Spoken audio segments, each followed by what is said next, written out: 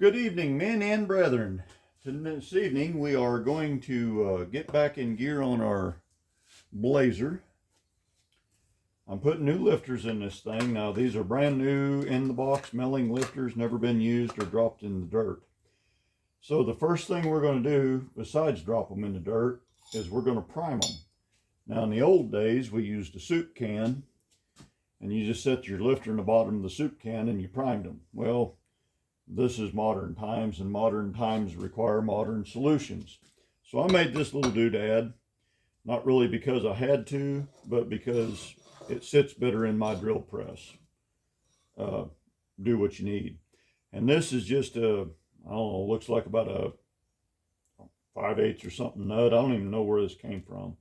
But it fits the bottom of the lifter to where the roller, it fits on the bottom flat face instead of the roller. That way the lifter's got somewhere to purchase. So we'll drop that down in the bottom, put a lifter in, give her a drink of oil.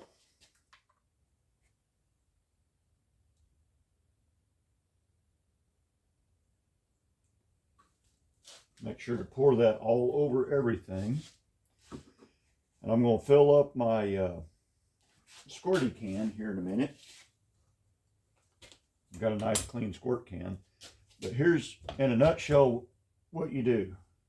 Now these are obviously already purged or primed from the factory.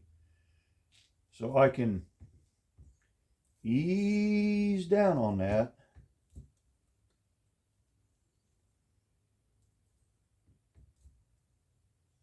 Ooh, darling. Just to ease down on it, and I can feel them pump up, and that's pumped. And that just that makes it good, and I'm certain now that there's a little bit of oil inside of that lifter. So I'm going to do these one at a time and stick them in the lifter bores. Now, I had read somewhere that you are supposed to turn the oil holes facing each other for each pair of lifters. I don't know where I read that at or heard that at, or maybe it came to me in a dream. I can find nothing in the GM service manual, the genuine GM service manual for this, for a 4.3, saying which way to turn these, or if it matters or if it doesn't matter. So I assume that it doesn't matter, but I am going to turn them facing each other, facing the center of the piston bore that these lifters go to. So we're going to truck along. I'm going to do these one at a time, stick them in the lifter bores, and then when I get about half of them put in the lifter bores, or some of them put in the lifter bores, we'll go over to the truck. Okay, we are standing at the front of the rig. There's your number one cylinder. And I've got the driver's side bank, the left bank, in on my lifters. Now these are my new lifters. I have not, this is the old oil. This oil's actually got only got 100,000, or 100,000, less than 1,000 miles on it. This is pretty fresh oil, and it's good quality oil. And I put extra herbs and spices in it. But the oil in this thing is black. I'm going to have to change the oil over and over and over in this to get the sludge out of this engine. I don't know who abused it or why, but it was abused. Long service intervals between oil changes.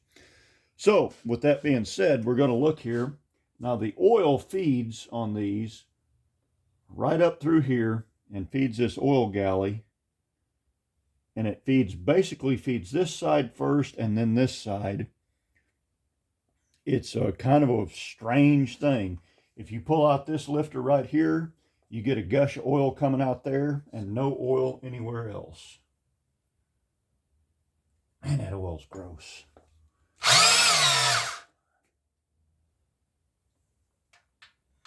I'll put this lifter back. Now we're going to oil all these lifters up through here and get a big gush out right there. So I'm going to go cram some more lifters in this thing. And I put some bolts in here because those are through holes.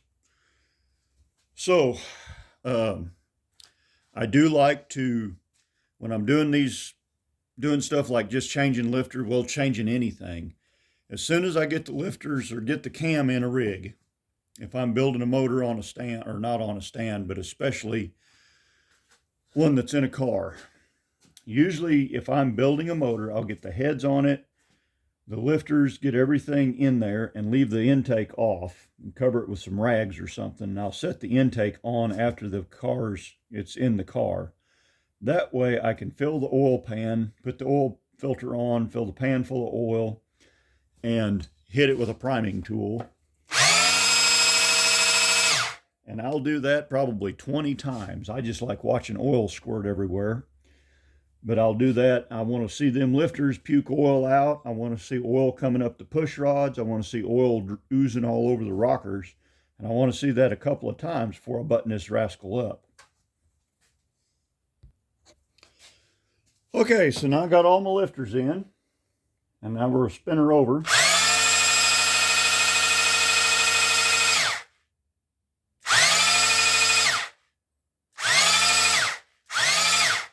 And you can see that they're all pumping oil. So we're going to call that good and move on to sticking the push rods in it. I got to clean them, make sure they ain't bent, and then we'll stick the push rods in it and tighten down the rockers. Okay, I've got my lifter guides in there. These are new genuine GM, torqued to the proper spec, so on and so forth. So some of y'all might have noticed that I had not pulled the manifold gaskets out yet or cleaned anything on the top end. Well, there's a reason for that. I like leaving as much of this stuff covered up as I can, especially the intake port surfaces, because I'm kind of a Sasquatch, and there's always the chance that I'm going to drop a wrench or a hammer or something on these and ding that gasket surface. So I wait as long as I can to clean that, or to take the gaskets off of it and clean the gasket surfaces, which that's what I'm going to do now. I'm going to get this cleaned up, hit it with a scraper, hit it with some maybe with a whirly woo or something. We get these cleaned a little bit. They don't need to be just absolutely perfect, but they need to be clean. Any scale or anything, especially on these back ones, they make scale around there sometimes. You want to get that crap cleaned off of there. So I'm going to clean her up, hose her down, blow everything out as good as I can. And then I'm going to put the push rods in. I don't want the push rods in it yet, because when I go putting push rods in it, it's going to open up a few of these valves. And if I drop a piece of stuff down in there, I don't want to be fishing a piece of stuff out of a cylinder. The valve will stop it and I can probably blow it back out. Best thing to do is just not drop crap down in the hole. I'll be back. All right, so this thing's been cleaned. I'm just sticking my last couple of lifters in.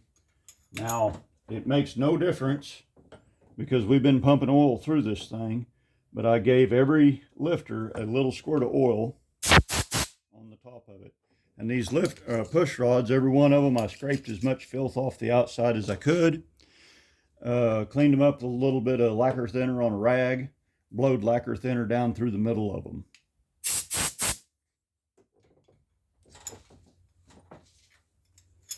Now, I'm going to one by one take these rockers and eyeball them closely and then spin them back down on there. And I'm going to go through every one of them. Let's just start with this one here.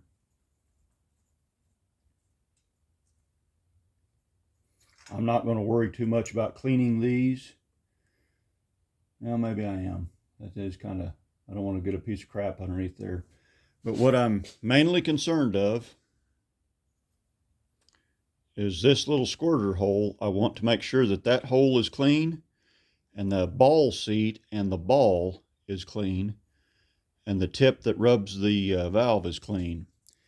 And when I go to put this on here, I'll put some oil here, set my rocker down over the stud, goober oil down on it, and then drop the ball on. And like I said, I'm going to do these one at a time. I believe I'll start at the back and work my way forwards. But that's what I'm going to do there.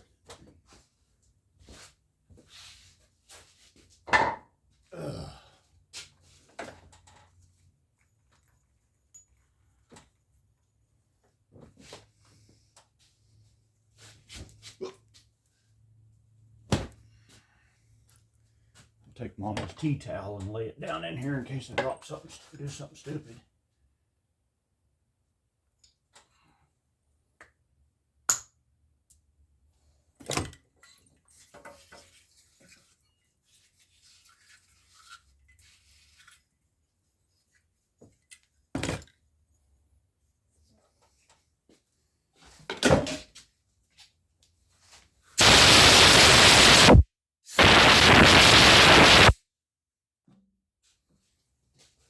Where'd my oil bottle go?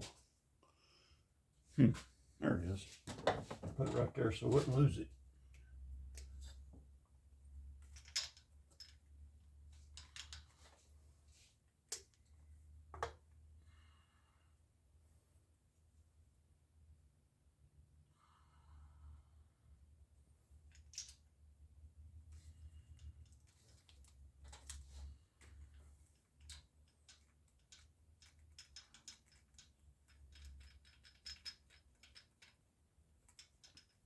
Well, there you go. I'll just do that 11 more times after I get this one run down, and we'll be ready for the next step. Well, men and brethren, that's 12 minutes worth. I've got these all torqued down. I did make a discovery. I can't get these to pump through with the rockers on. I don't know why. With the rockers off, it pumps up through the push rod. But I suspect that the hole in the top of the rocker has to line up with the hole in the push rod. Strange thing. I don't know what happened, what's different about this engine than everything else, but oh well, I'm not gonna lose sleep about her tonight. Now, one thing that you do need to kind of keep in mind. Now, these do not have push rod guides. You know, like some engines have got a steel plate that come underneath of the rocker studs that position the push rods. These don't. These have underneath of the rocker has a channel that the top of the valve sits in. So these have been on there and torqued for quite a while, 15-20 minutes. The lifters have bled down. So I'm wiggling these back and forth. That's a lifter that's open. That's a valve that's open. I'm wiggling these back and forth just to make sure. Oh, what's going on here? Yeah, it's moving. That's one of them that's open quite a bit. All the way open, so is this one. Yep. All of those rockers will wiggle back and forth just a hair, even the ones that the valve's open and under tremendous spring pressure. If they didn't wiggle back and forth, something's bound up and you better figure it out. Probably it's too late anyway because you done bent the push rod. But I'm going to cut this episode here. I'm hungry, and new Vice Grip Garage is coming out on Motor Trend tonight, or Roadworthy Rescues. I'm going to go in and watch Derek Barry. So, anyway, there we go. If you got any questions, ask them in the doobly-doo. In the meanwhile, y'all drive safe. Watch for deer.